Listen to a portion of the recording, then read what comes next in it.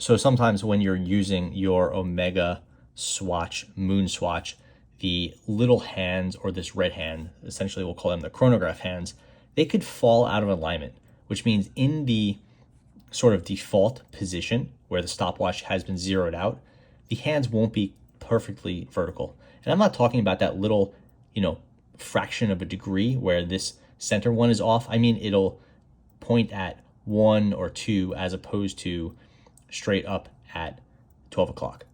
And the way you fix that, and just to see what that looks like, is we'll get it started, we'll stop it, we'll zero it out. They will all go to 0. If your watch doesn't do that, then there's a setting here where you can adjust that. Basically, you pull out this right here, this knob on the right side, you pull it out 1 click. Now you have the 2 buttons, one at 2 and one at 4.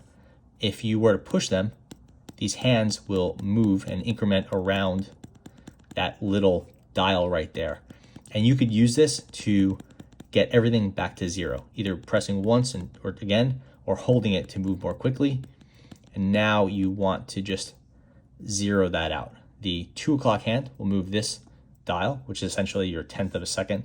The 4 o'clock hand, you'll see, will move the main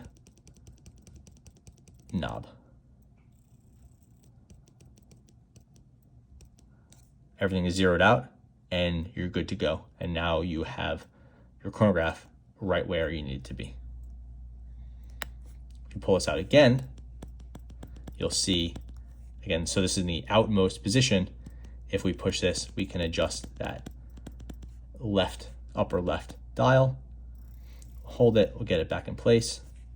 It's right there at 60.